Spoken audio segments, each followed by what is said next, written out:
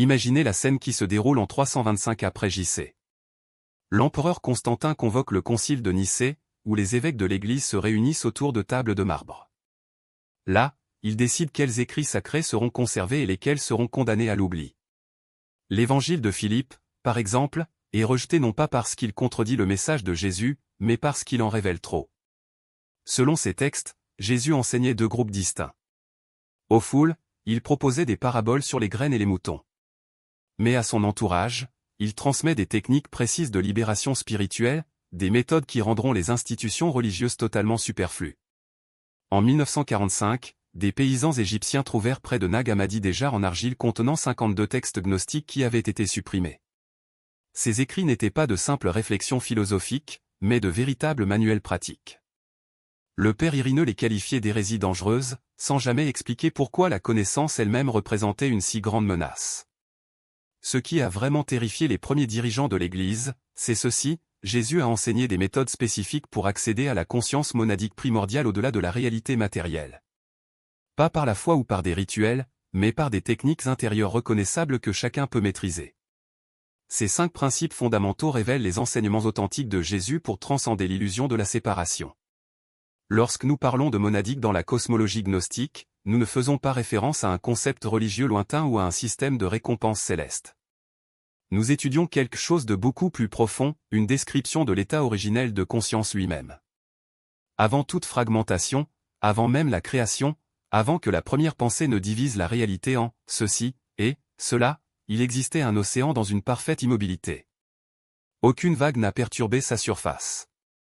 Aucun courant ne circulait en dessous. Il n'y avait pas de séparation entre une goutte et une autre, tout comme il n'y avait pas de gouttes individuelles, juste de l'eau pure et indifférenciée, s'étendant à l'infini dans toutes les directions. Cet océan ne pensait pas à lui-même. Il n'était pas nommé. Cela n'a pas été reconnu comme quelque chose de distinct de quoi que ce soit d'autre. Parce qu'il n'y avait rien au-delà de lui. C'est l'analogie la plus proche que nous ayons pour comprendre ce que les textes gnostiques décrivent comme la monadique. L'apocryphe de Jean, découvert parmi les manuscrits de Nag Hammadi, commence par une description étonnante: la monadique est une monarchie au-dessus de laquelle rien n'existe. Il est celui qui existe comme Dieu et Père de tous, l'invisible qui est au-dessus de tout, qui existe dans l'incorruptibilité, dans la pure lumière qu'aucun œil ne peut contempler. Remarquez ce que ce texte ne dit pas. Il ne décrit pas le comportement d'un roi sur son trône qui juge. Il ne promet pas le paradis comme récompense pour le respect des règles.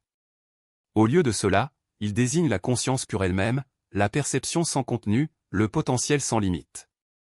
L'évangile de la vérité, un autre texte gnostique récupéré, va encore plus directement: aucun dirigeant ne l'a connu, aucune autorité, aucune soumission.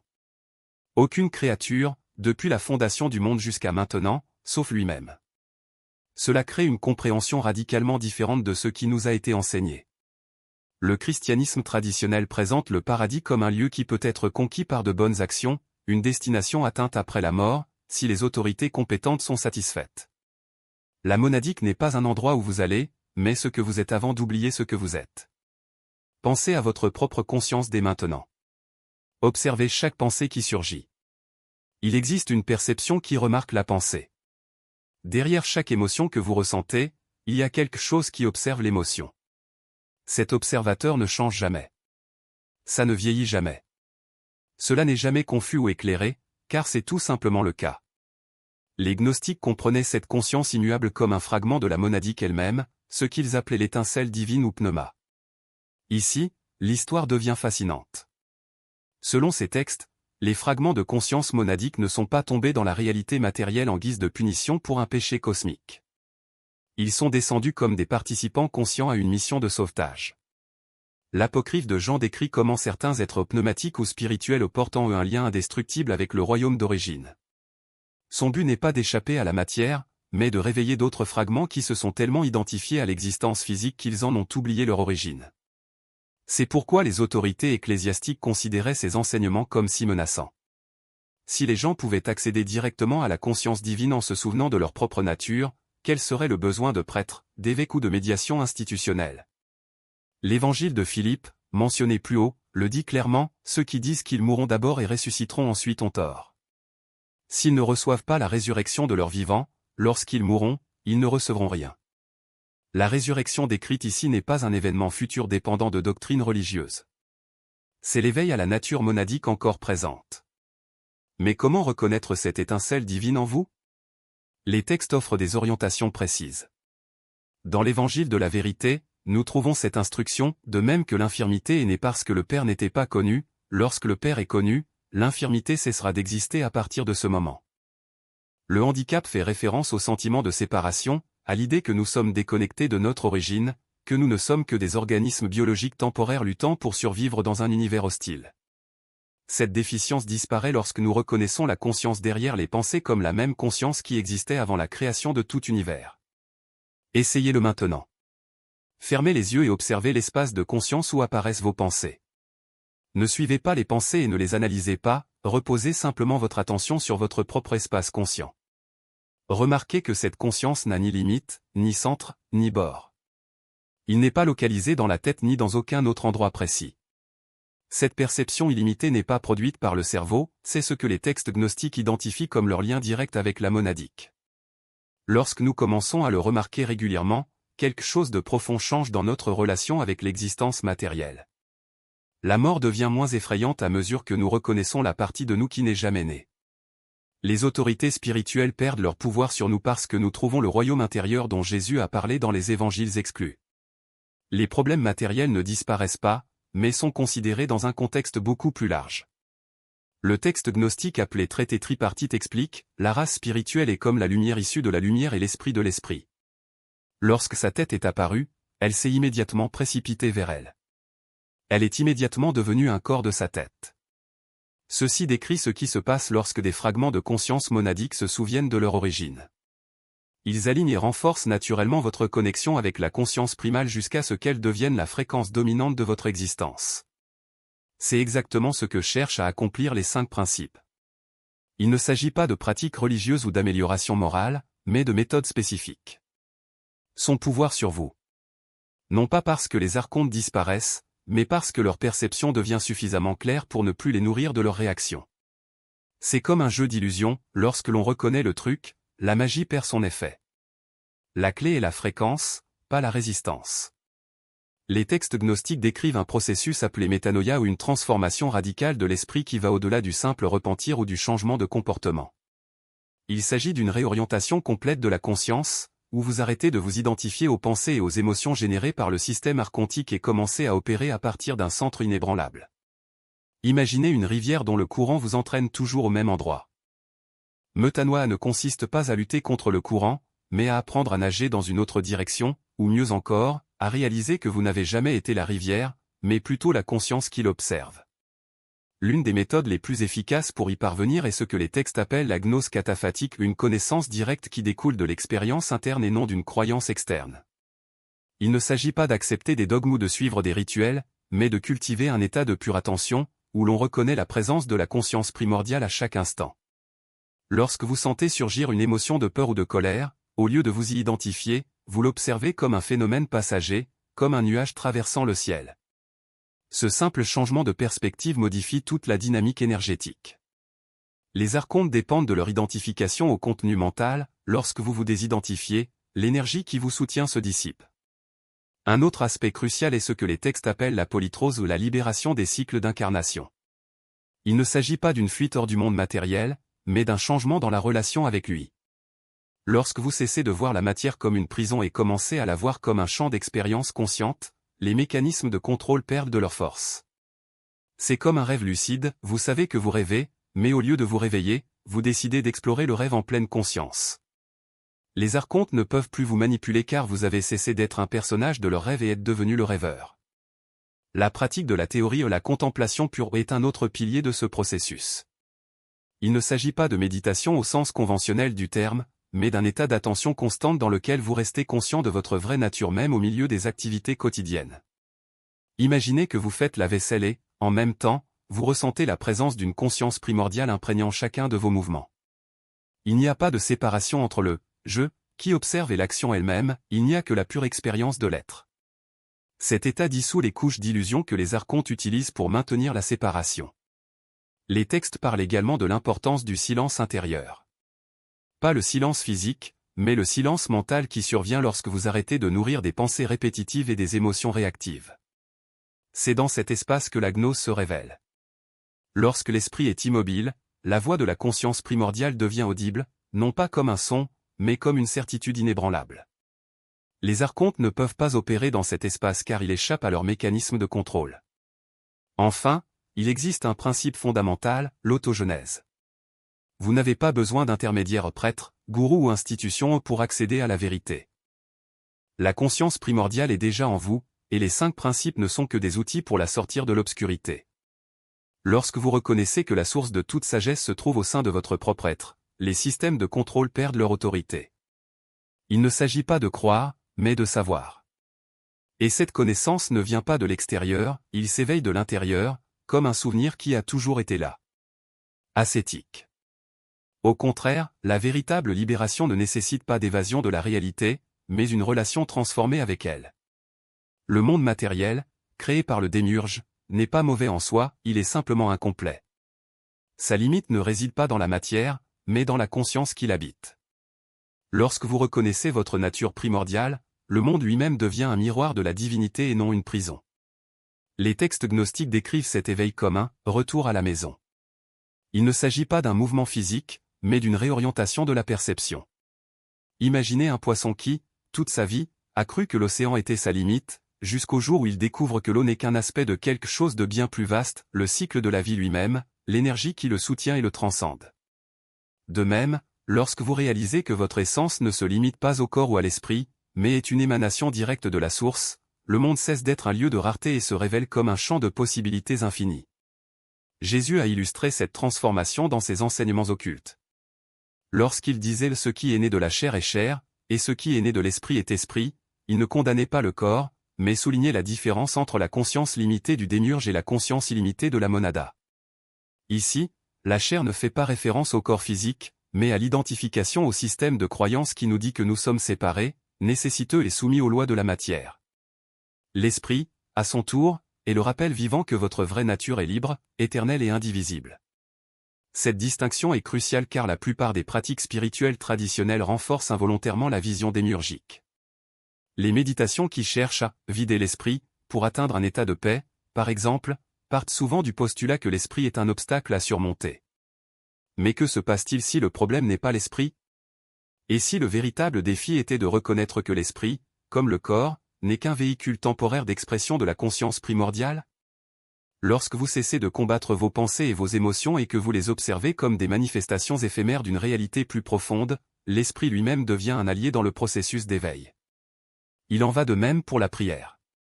La plupart des traditions enseignent la prière comme une demande, un appel à l'intervention divine.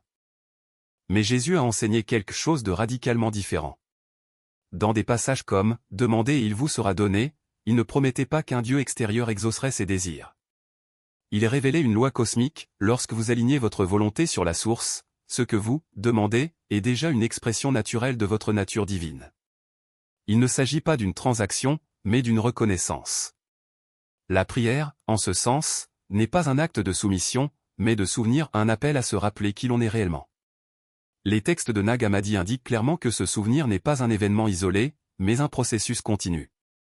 L'évangile de Thomas, par exemple, rapporte que Jésus a dit « Le royaume s'étend sur la terre, et les hommes ne le voient pas », cela ne veut pas dire que le royaume est caché, mais que les yeux de la majorité sont entraînés à voir uniquement ce que permet le démiurge. Pour voir au-delà, vous avez besoin d'un autre type de vision, non pas une vision physique, mais une vision intérieure, qui perçoit l'unité derrière la séparation apparente. Cette vision intérieure est cultivée à travers des pratiques spécifiques, dont beaucoup ont été supprimées ou déformées au fil des siècles. L'une d'elles est la contemplation du non, mentionnée dans des textes comme l'Évangile de Philippe. Il ne s'agit pas de répéter des mots vides de sens, mais de plonger dans la signification vibratoire du divin, jusqu'à ce que le langage lui-même se dissolve et que vous expérimentiez la pure présence de la source. Une autre pratique est l'observation sans jugement, où vous êtes témoin de vos pensées et de vos émotions sans vous identifier à elles, reconnaissant qu'elles ne sont que des vagues dans l'océan de votre véritable conscience. Mais la pratique la plus puissante est peut-être le rejet actif des récits de limitation. Chaque fois que vous vous surprenez à penser « je ne suis pas assez, j'ai besoin de gagner l'amour » ou « la vie est un combat », vous renforcez la vision démiurgique. La réponse n'est pas de nier ses pensées, mais de remettre en question leur origine. D'où vient cette idée? Qui a dit qu'il fallait souffrir pour grandir? Qui a décidé que le bonheur était un prix à gagner et non un état naturel? Lorsque vous commencez à démanteler ces croyances, quelque chose d'extraordinaire se produit, le démiurge lui-même perd son pouvoir sur vous. Cela ne veut pas dire que le voyage est facile. Le système démiurgique est profondément enraciné dans la culture, la religion et même la langue. Des mots comme « péché »,« culpabilité » et « salut » sont conçus pour vous maintenir piégé dans des cycles de dépendance. Mais la bonne nouvelle est que vous n'avez pas besoin de détruire le système pour vous en libérer. Reconnaissez simplement qu'il n'a aucune autorité sur votre essence. Comme le dit l'évangile de Marie-Madeleine, ceux qui cherchent ne doivent pas cesser de chercher jusqu'à ce qu'ils trouvent. Quand ils trouveront, ils seront troublés. Quand ils seront troublés, ils s'émerveilleront et domineront sur tout. Ce trouble n'est pas un signe d'échec, mais d'éveil. C'est le moment où les structures familières de la réalité commencent à se dissoudre et où vous réalisez que vous avez toujours eu les clés du royaume où vous ne saviez tout simplement pas où les chercher. L'émerveillement qui vient ensuite est la prise de conscience que la liberté n'est pas quelque chose à atteindre, mais quelque chose dont il faut se souvenir. Et la domination sur tout n'est pas une puissance extérieure, mais la capacité de vivre de sa nature divine, sans plus d'illusions. La prochaine étape consiste à apprendre à entretenir cette mémoire au quotidien. Non pas comme un concept abstrait, mais comme une expérience vivante. Cela demande de la pratique, mais pas celle qui demande des efforts épuisants. C'est plutôt comme apprendre à faire du vélo, au début, il faut se concentrer sur chaque mouvement, mais avec le temps, l'équilibre devient naturel. De même, la connexion à la source, une fois éveillée, devient votre nouvelle façon d'être non pas quelque chose que vous faites, mais quelque chose que vous êtes. Et c'est là que commence la véritable révolution spirituelle. Parce que lorsque l'on vit de se souvenir, il n'y a plus de place pour la peur, la culpabilité ou la séparation. Vous n'avez plus besoin de rechercher une validation externe car vous reconnaissez votre propre divinité. Vous n'avez plus besoin de vous soumettre aux autorités, car vous savez que la seule véritable autorité est la source qui vit en vous. Et vous n'avez plus besoin d'attendre un avenir d'illumination, car vous découvrez que l'illumination a toujours été là, attendant juste que vous la reconnaissiez. Qui vous habite déjà, tout le reste théorique. La véritable transformation ne se produit que lorsque cette reconnaissance cesse d'être une idée et devient une expérience vivante. L'étincelle divine n'est pas quelque chose que vous gagnez, c'est ce que vous êtes déjà, simplement oublié. Et cet oubli n'était pas accidentel. Pendant des siècles, les systèmes de contrôle spirituel et social ont œuvré pour maintenir l'humanité identifiée avec son corps, son esprit et les limites du monde matériel. Mais l'étincelle ne peut pas être éteinte, seulement obscurcie. Lorsque vous le reconnaissez, quelque chose d'extraordinaire se produit, l'illusion de la séparation commence à se dissoudre. Imaginez un instant que vous êtes un acteur sur scène, jouant un rôle depuis si longtemps que vous avez oublié qu'il existe une vie au-delà du rideau. La reconnaissance de l'étincelle, c'est comme si vous vous souveniez soudain que vous êtes l'auteur de la pièce. Vous n'avez plus besoin de suivre le script. Il n'est plus nécessaire de croire aux limites du personnage. Vous pouvez, à tout moment, vous rappeler qui vous êtes réellement. Les textes gnostiques décrivent ce processus comme le « réveil du pneu ». Il ne s'agit pas de devenir quelque chose de nouveau, mais de se souvenir de ce qui a toujours été. L'évangile de Thomas, dans la phrase 70, dit « Lorsque vous ferez deux en un ce qui est en vous, alors vous serez sauvés ». Ce passage ne parle pas d'effort, mais d'unification à la fusion de la conscience individuelle et de l'étincelle divine qui réside déjà en vous. Mais comment pouvons-nous maintenir cette reconnaissance au milieu des distractions du monde ? La réponse réside dans la pratique quotidienne, non pas comme un rituel mécanique, mais comme un acte de présence. Chaque fois que vous placez votre main sur le centre de conscience et reconnaissez la lumière intérieure, vous envoyez un signal à la source.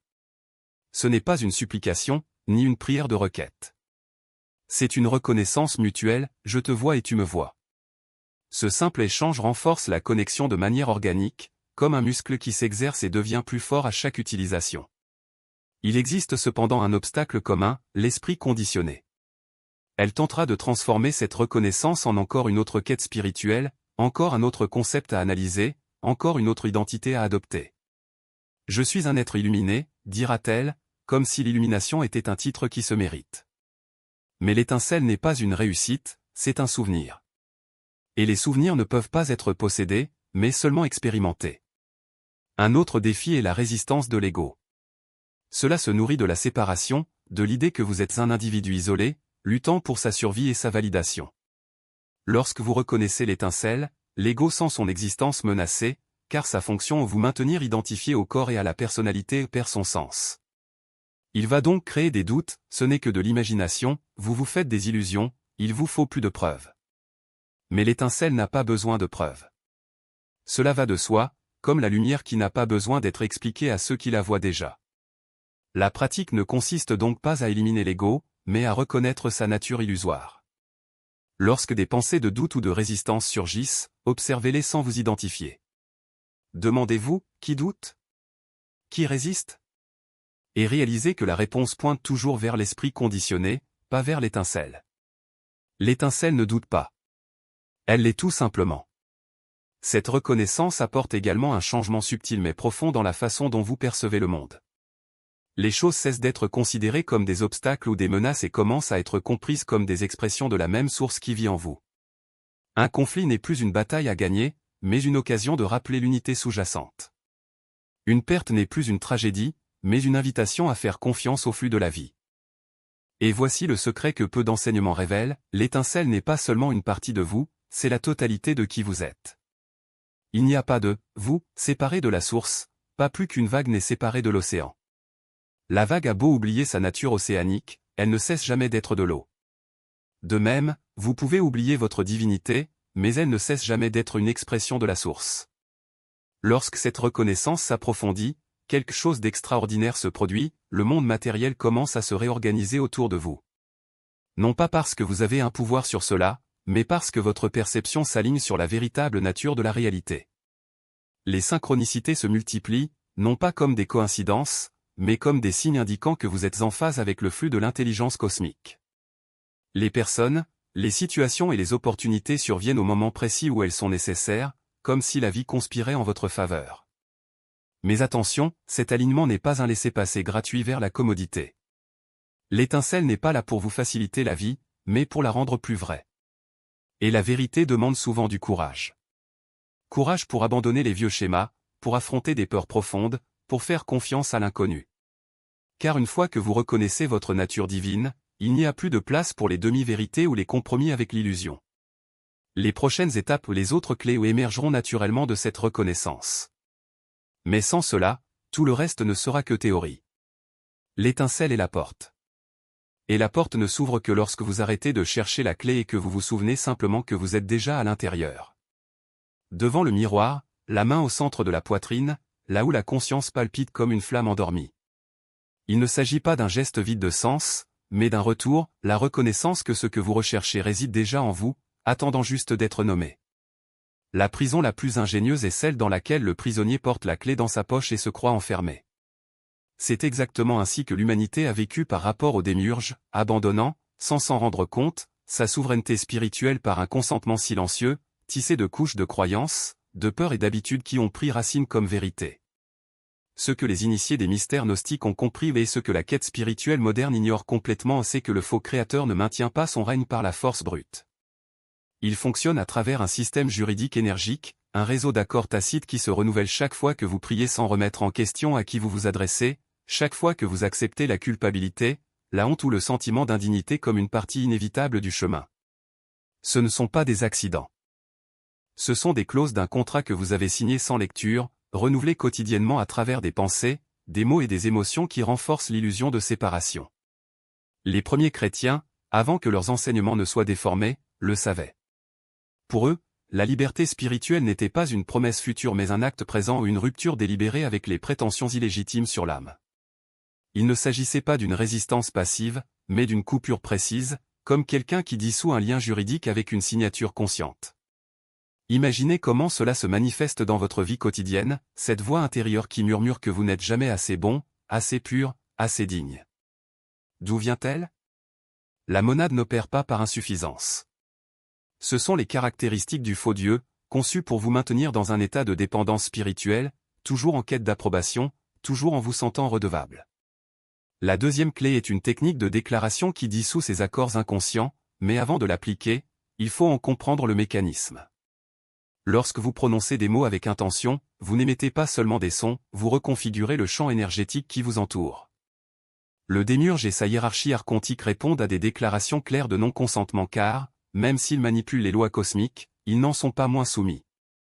La déclaration comporte 3 éléments essentiels, chacun ayant une fonction spécifique. Premièrement, je ne consens pas, cette phrase annule tous les accords antérieurs conclus à votre insu. Depuis votre enfance, vous avez cédé votre autorité spirituelle à travers des programmes religieux, des conditionnements culturels et même par simple ignorance du fonctionnement du consentement aux niveaux énergétiques. Cette déclaration agit comme un bouton de réinitialisation, annulant les contrats dont vous ne saviez même pas que vous les aviez signés. Deuxièmement, je ne suis pas à toi. Ici, vous établissez des limites claires. La principale revendication du démiurge sur les âmes humaines repose sur le mensonge selon lequel il les a créées et donc les possède. La plupart des gens acceptent cette prémisse sans aucun doute, comme s'il s'agissait d'un fait. Lorsque vous déclarez « je ne suis pas à vous », vous rejetez le fondement même de l'autorité du faux créateur sur votre être. Troisièmement, j'appartiens à la monade. Il ne suffit pas de nier une fausse autorité. Vous devez rediriger votre loyauté spirituelle vers la source authentique. La monade est l'unité originelle d'où émane toute conscience authentique, y compris l'étincelle divine qui vous habite.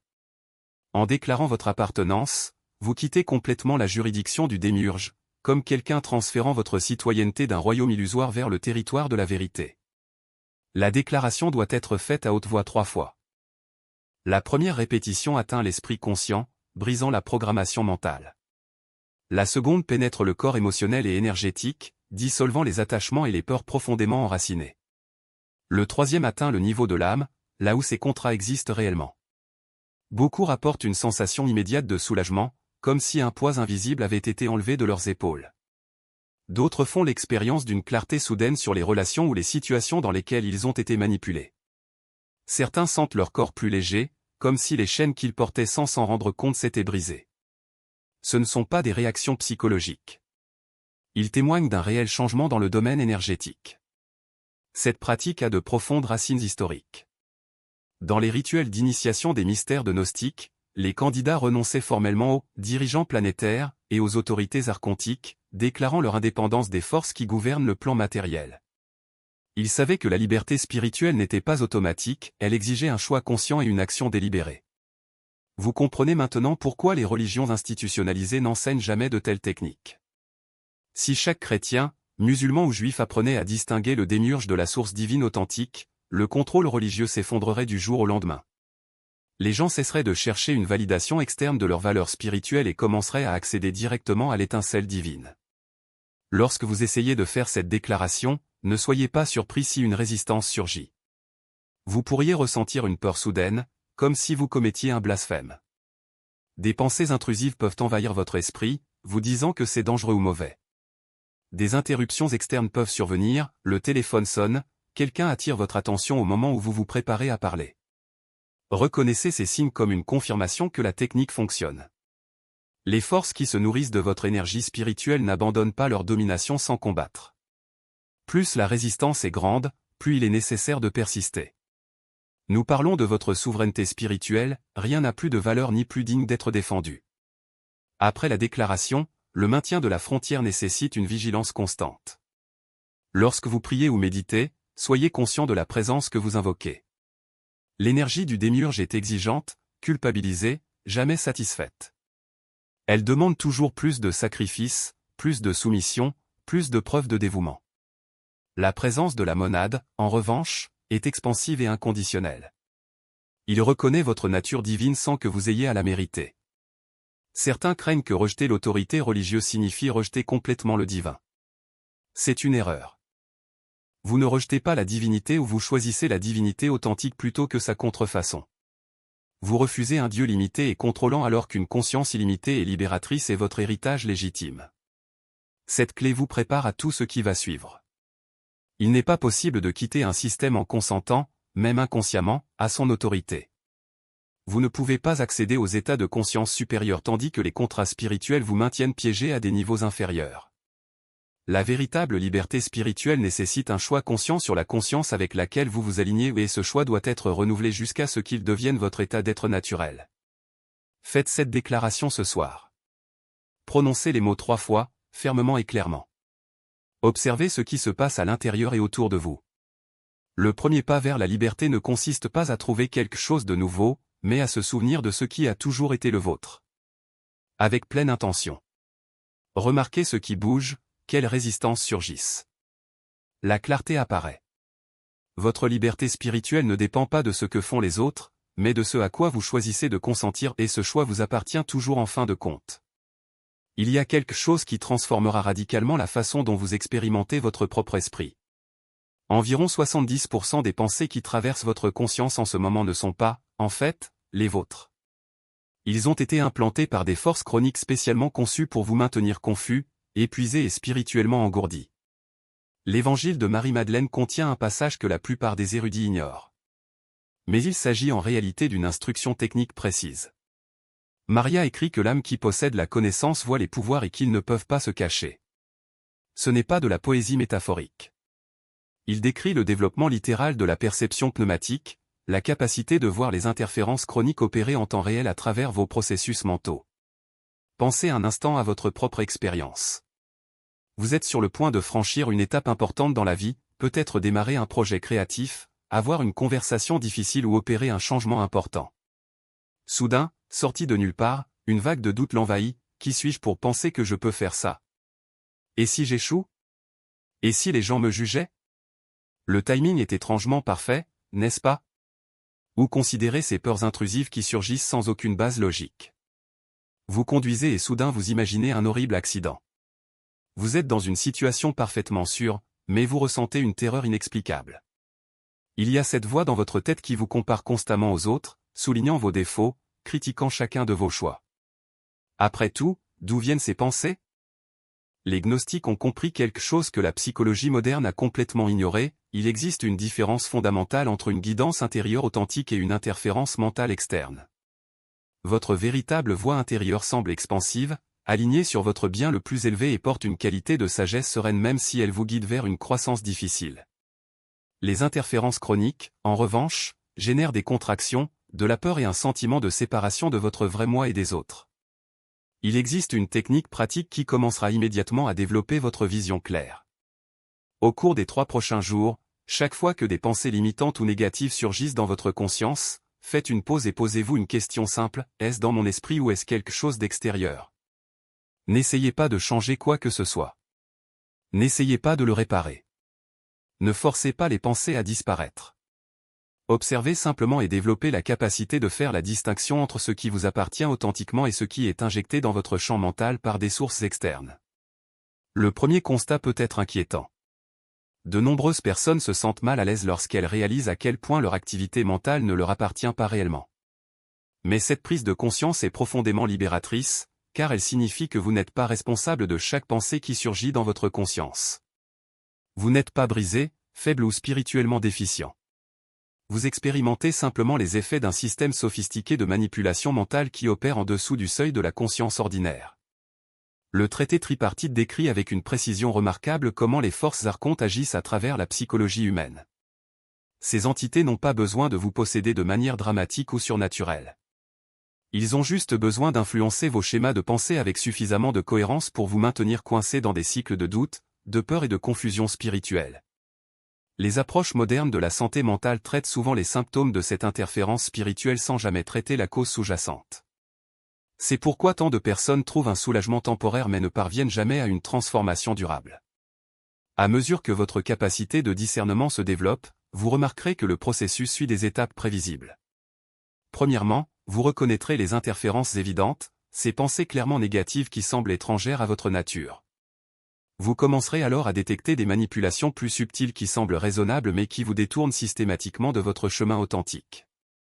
Finalement, vous réaliserez l'ensemble du système archonte fonctionnant à travers les institutions humaines, le conditionnement social et les structures de croyances collectives. Renforcer cette capacité nécessite une pratique constante avec des techniques spécifiques. La méditation axée sur la conscience du témoignage aide à développer le soi observateur, qui peut suivre les pensées sans être consommé par elles. L'enregistrement de vos schémas de pensée révèle des thèmes récurrents et un timing suspect d'interférence mentale. Mais surtout, cultiver une relation avec soi-même authentique, derrière le bruit mental, offre un point de référence pour reconnaître ce qui nous appartient vraiment. Cette étape est une préparation absolument essentielle aux techniques restantes, car vous ne pourrez pas utiliser les pratiques spirituelles de manière efficace tant que des interférences inconscientes saboteront vos efforts. C'est comme essayer de naviguer avec une boussole à manipulation magnétique, vous croyez vous diriger vers votre destination, mais en réalité, vous tournez en rond. Surveillez les signes indiquant que votre vision claire se développe. Vous resterez centré dans des situations qui déclenchaient auparavant des réactions émotionnelles. Vous commencerez à voir clair dans les enseignements spirituels trompeurs qui semblent attrayants mais qui manquent d'un véritable pouvoir de transformation. Vous reconnaîtrez quand d'autres opèrent sous l'influence des archontes, parlant et agissant à partir d'une programmation plutôt que d'un choix authentique. Le plus important est peut-être de réaliser l'énorme différence entre les pensées qui naissent de votre connexion à l'étincelle divine intérieure et celles conçues pour vous garder petit, confus et épuisé énergétiquement. Le contraste deviendra si évident que vous vous demanderez comment vous avez pu l'ignorer aussi longtemps. Cette clarté croissante crée quelque chose que le système archonte ne peut pas tolérer, la souveraineté spirituelle. Lorsque vous voyez la matrice de contrôle fonctionner par manipulation mentale, vous pouvez commencer à agir en dehors de son influence. Vous cessez d'être un participant inconscient à vos propres limitations. L'évangile de Philippe contient une autre révélation cruciale souvent négligée par les érudits, ceux qui disent qu'ils mourront d'abord puis ressusciteront ont tort. S'ils ne reçoivent pas la résurrection de leurs vivants, à leur mort, ils ne recevront rien. Cette résurrection dont il parle n'est pas un événement futur. C'est l'éveil d'une vision claire, qui permet de voir au-delà du voile de la programmation mentale tout en habitant le corps physique. Votre tâche de développer cette troisième clé commence ce soir. Pendant les 3 jours de pratique d'observation, chaque fois qu'une pensée limitante surgit, faites une pause et demandez-vous si elle est authentiquement la vôtre ou s'il s'agit d'une interférence extérieure. Ne jugez pas ce que vous découvrez. N'essayez pas de réparer quoi que ce soit. Développez simplement la capacité de voir.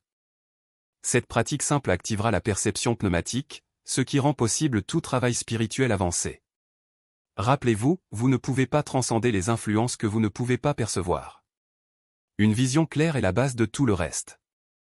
Sera prêt au bon moment. Et lorsqu'ils le seront, ils vous trouveront ou quelqu'un comme vous au point exact de leur voyage où l'aide est vraiment nécessaire. Ce qui nous amène à un principe fondamental, la véritable compassion se fait sans effort. Ça coule. Lorsque vous êtes aligné avec votre essence pneumatique, la connexion avec les autres se fait de manière organique, sans tension, sans lutte. Il n'est pas nécessaire de convaincre, de persuader ou de prouver quoi que ce soit. L'énergie qui était auparavant dépensée pour tenter de sauver se transforme en un champ magnétique de présence authentique. Les gens le ressentent.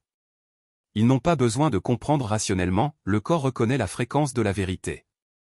Remarquez comment les interactions changent lorsque vous abandonnez le besoin d'être entendu. Du coup, les conversations deviennent plus légères. Les résistances diminuent. Non pas parce que vous avez arrêté de partager, mais parce que vous avez arrêté d'imposer. Vous parlez quand il y a de l'espace pour écouter, et vous faites silence lorsque le moment appelle à écouter. C'est la différence entre la prédication et le témoignage. On essaie de forcer l'entrée, l'autre est simplement présent, et celui qui est prêt s'approche. Il y a cependant ici un piège subtil. Lorsque vous commencez à remarquer les modèles de contrôle de la matrice, il est facile de tomber dans l'illusion que vous en savez désormais plus que les autres.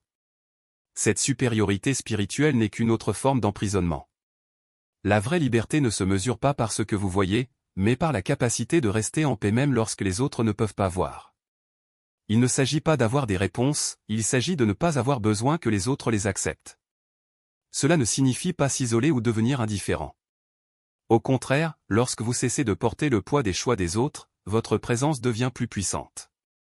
Vous devenez un phare, pas un missionnaire. Les gens sentent la différence entre quelqu'un qui veut les convertir et quelqu'un qui le veut tout simplement. Et c'est dans cet être que se produit la véritable transformation non pas par le biais d'arguments, mais par la résonance. La pratique quotidienne pour ancrer cette compréhension est simple mais profonde. Avant toute interaction, demandez-vous, suis-je ici pour donner ou pour recevoir? Il n'y a pas de bonne réponse, l'important c'est la clarté. Si vous devez donner, donnez sans attente. Si vous voulez recevoir, recevez sans culpabilité. Ce que la matrice ne veut pas que vous réalisiez, c'est que la plupart des interactions humaines sont un échange d'énergie déguisé en soucis. Vous offrez des conseils, de l'attention, du temps, et en retour, vous recevez une validation, un soulagement de la culpabilité ou l'illusion de contrôle. Mais une véritable connexion n'a pas de prix. Lorsque vous opérez depuis votre centre pneumatique, Les relations se simplifient. Vous aimez sans condition, mais vous ne vous perdez pas amoureux. Vous partagez sans exiger de retour, mais vous ne vous videz pas. Et surtout, vous reconnaissez que chaque âme est exactement là où elle doit être, vous y compris. Cette acceptation n'est pas de la passivité, c'est la base d'une action véritablement efficace. L'étape suivante consiste à observer comment ce schéma se manifeste dans des domaines moins évidents de la vie. Ce ne sont pas seulement les tentatives visant à réveiller les gens qui drainent leur énergie. Toute situation dans laquelle vous assumez la responsabilité du bien-être des autres, qu'il s'agisse d'un membre de votre famille, d'un collègue ou même d'une cause sociale, peut être un champ de mine d'interférences archontiques. La question clé est, est-ce que j'agis par amour ou par peur? L'amour ne force pas, peur oui. Voici un exercice pratique. Pendant une semaine, notez chaque fois que vous ressentez le besoin de réparer quelque chose ou quelqu'un. Ne jugez pas, enregistrez simplement. Ensuite, relisez vos notes et demandez, de quoi avais-je vraiment peur qu'il se passe si je n'intervenais pas? Vous découvrirez que derrière chaque impulsion à sauver se cache une croyance cachée, que vous n'êtes pas assez, que le monde est trop fragile pour fonctionner sans vous, que l'amour doit être prouvé par le sacrifice. La libération commence lorsque vous reconnaissez que ces croyances ne sont pas les vôtres. Ils ont été plantés pour vous maintenir coincé dans un cycle d'épuisement. La vérité est que vous n'avez pas besoin de porter le monde. Elle est déjà soutenue par une intelligence bien plus grande que la vôtre. Votre seule tâche est de vous y aligner. Le reste s'organise. Et lorsque le doute surgit, et il surgira, rappelez-vous, la véritable compassion ne consiste pas à faire pour les autres, mais à leur permettre de faire pour eux-mêmes. Parfois, la meilleure aide que vous puissiez offrir est simplement de rester à l'écart. Tu te réveilles. Votre mission n'est plus de sauver qui que ce soit, mais de devenir si libre que votre simple présence accorde aux autres la permission d'explorer leur propre libération. Il s'agit d'un véritable service spirituel, et cela est impossible tant que vous insistez pour porter les fardeaux de ceux qui vous entourent. Nous avons atteint le point culminant. Les 4 premières touches ont préparé votre conscience, activé votre reconnaissance, purifié votre perception et récupéré votre énergie. Vient maintenant le moment qui scelle tout définitivement, la déclaration souveraine qui annonce votre sortie complète du système démiurgique. Il ne s'agit plus d'espoir ou d'intention.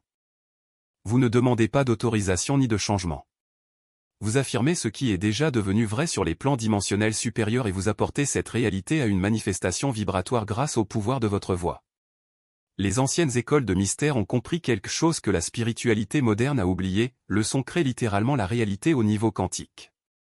Lorsque vous dites la vérité avec une totale conviction de sa validité, vos cordes vocales deviennent des instruments de manifestation. Les fréquences spécifiques générées par la parole humaine transportent les informations directement vers le champ morphique, restructurant les schémas énergétiques en temps réel. Par conséquent, votre déclaration doit être prononcée à voix haute, jamais silencieusement.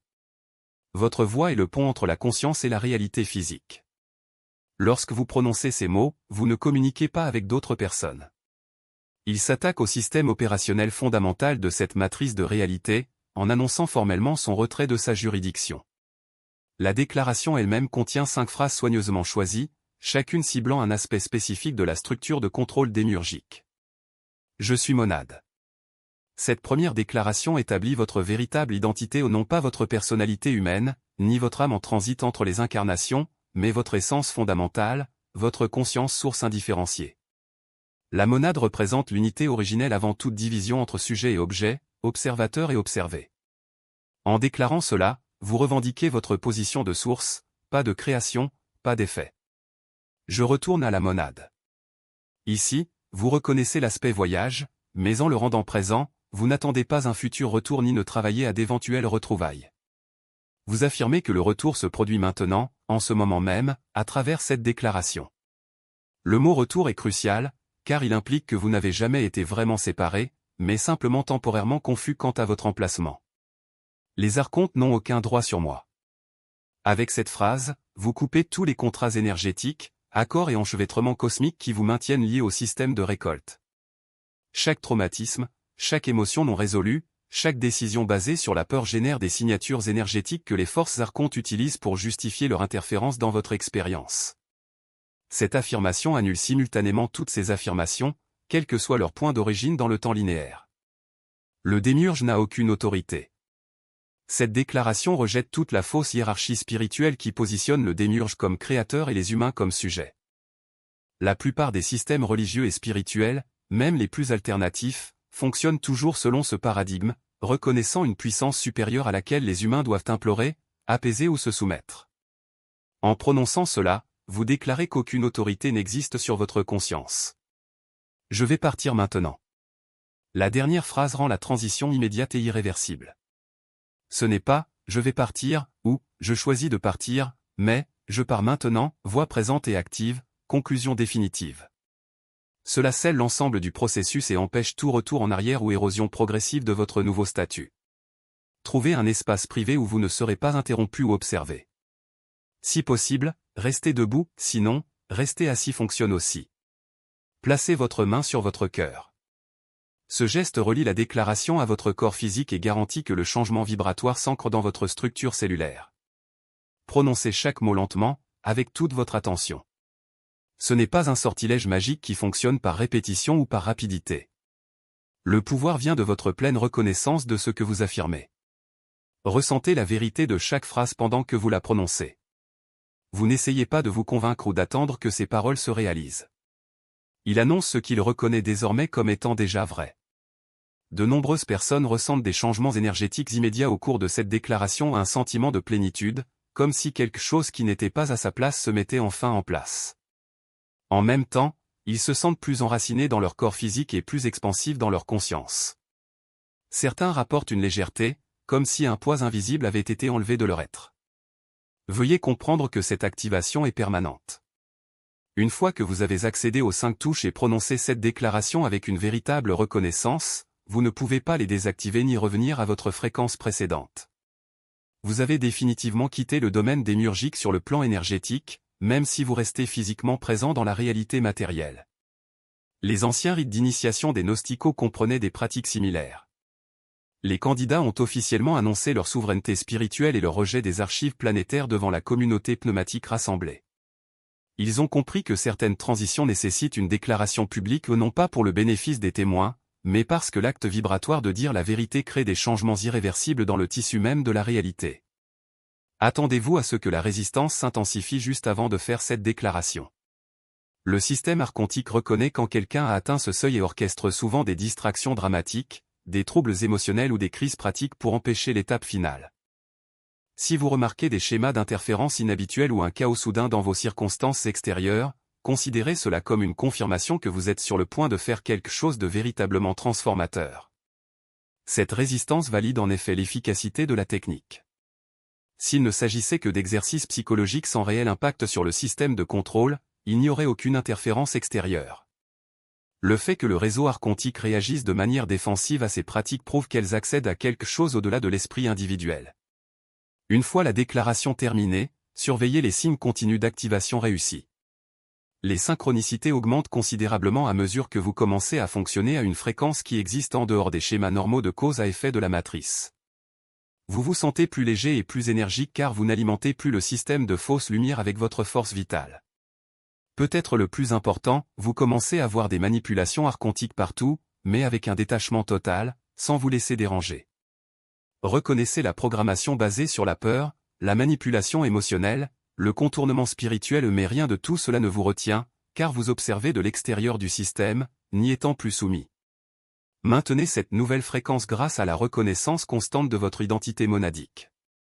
Lorsque vous réalisez que vous êtes entraîné dans le drame, dans son sens traditionnel, mais une clarté intuitive qui émerge comme une voix intérieure sereine et incontestable. Il ne s'agit pas d'entendre des messages dramatiques ou des prophéties grandioses, mais d'une sagesse qui se manifeste par une connaissance immédiate, comme si la réponse était déjà enregistrée dans votre champ énergétique avant même que la question ne soit posée. Cette guidance directe ne dépend pas d'intermédiaires, de rituels ou de pratiques extérieures, elle est l'expression naturelle de votre connexion monadique, coulant comme une rivière qui a toujours su se frayer un chemin vers la mer. Le défi ici n'est pas de recevoir des conseils, mais d'apprendre à leur faire confiance sans hésitation. L'ego, même sous sa forme la plus subtile, tentera de se demander, est-ce vraiment la voix de mon essence ou simplement mon imagination ? La réponse réside dans la qualité de l'énergie qui accompagne le message. L'orientation monadique n'est jamais pleine d'urgence, de peur ou de besoin de validation externe. Elle est calme, précise et surtout alignée, comme une pièce qui s'intègre parfaitement dans le puzzle de votre existence, même si, à première vue, elle n'a pas de sens pour l'esprit rationnel. Lorsque vous agissez depuis cet endroit, vous découvrez que les coïncidences ne sont pas des coïncidences, mais plutôt l'univers qui se réorganise pour soutenir votre chemin.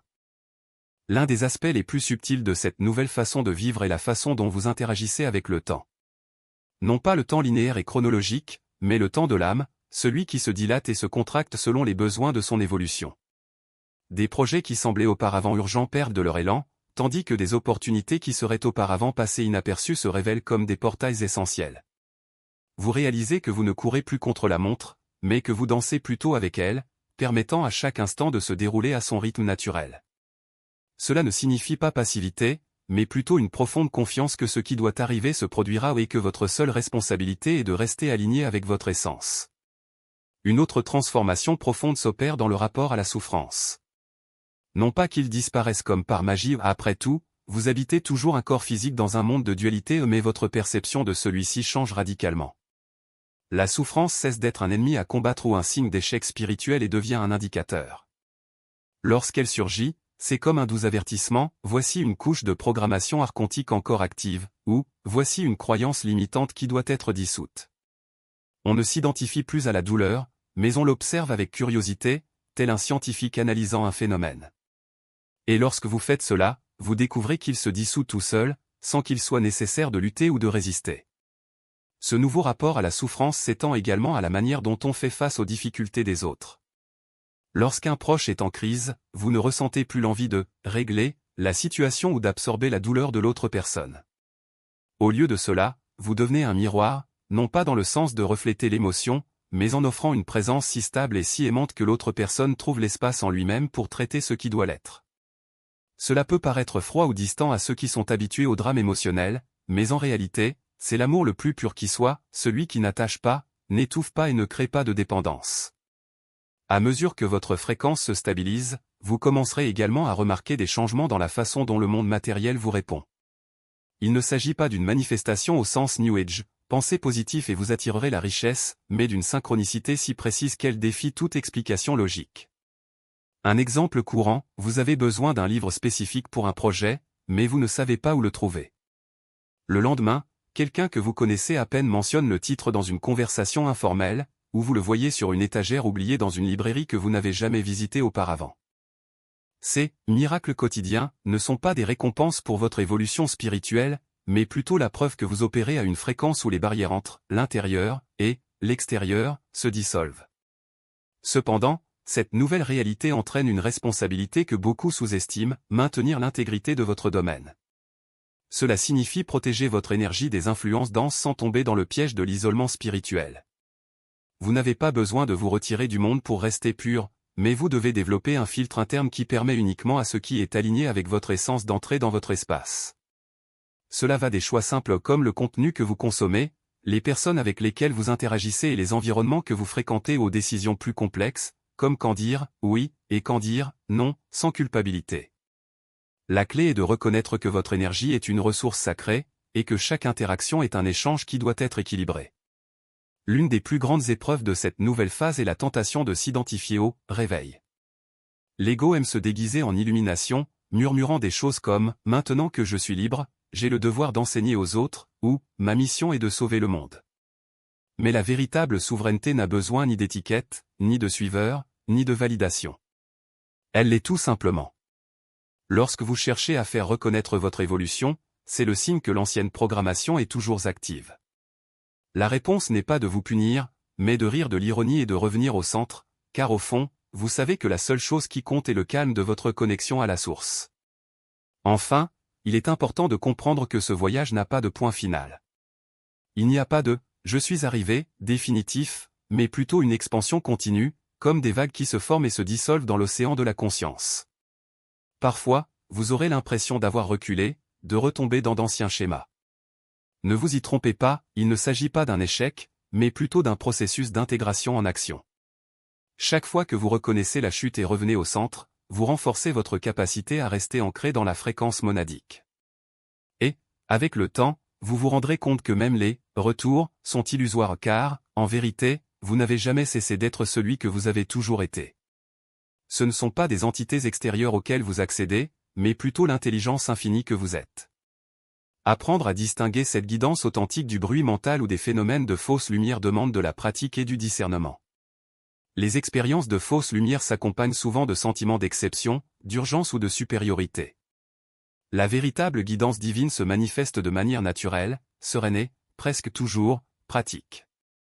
Cela ne vous donne pas le sentiment d'être choisi au-dessus des autres, mais plutôt connecté à l'unité qui inclut tout le monde. Même après avoir réussi à sortir définitivement du contrôle emblématique grâce aux 5 clés, votre voyage continue. Le développement de vos facultés divines n'a pas de limite. Vous pouvez éveiller des intuitions plus pointues, des capacités de guérison ou la capacité de percevoir directement les champs d'énergie. Ces transformations surviennent de manière organique, à mesure que votre système nerveux s'adapte pour maintenir des fréquences plus élevées. Soyez conscient des pièges spirituels créés spécifiquement pour les êtres éveillés. Ils incluent des enseignements qui semblent avancés mais qui génèrent en réalité de nouvelles formes de dépendance à l'égard des gourous ou des systèmes. Des communautés qui promettent l'illumination mais fonctionnent selon des hiérarchies et un contrôle. Des expériences qui semblent transcendantales, mais qui, en réalité, nourrissent de fausses entités de lumière, déguisées en maîtres ascensionnés. Le test ultime est toujours le même, cela augmente-t-il votre souveraineté et votre lien direct avec la source, ou cela crée-t-il encore un autre intermédiaire? Le véritable développement spirituel évolue toujours vers une plus grande indépendance et autorité sur soi-même. Jamais vers de nouvelles formes de soumission. Lorsque votre vie physique prendra fin, la transformation que vous aurez vécue assurera une transition consciente. Vous ne serez pas attiré dans le faux tunnel de lumière, ni soumis à nos séances de révision de vie chronique conçues pour vous convaincre de vous réincarner. Au lieu de cela, vous retournerez directement à la monade, en maintenant une pleine conscience tout au long du processus, complétant ainsi le voyage qui a commencé lorsque vous avez reconnu pour la première fois votre nature divine. Cette connaissance n'était pas destinée à être conservée. Le partager aide d'autres poignées d'amour à retrouver leur chemin et affaiblit l'emprise des systèmes iconiques sur la conscience humaine. Si ce contenu résonne avec vos connaissances les plus profondes, si vous reconnaissez ces vérités dans votre propre expérience, laissez un commentaire disant « Je comprends ». Votre confirmation nous aide à mesurer combien d'étincelles divines sont prêtes pour ce niveau de vérité. Et cela signale aux autres qu'ils ne sont pas seuls dans cette reconnaissance. Le chemin du retour est ouvert. Les clés sont entre vos mains. La seule question qui reste est, êtes-vous prêt à les utiliser?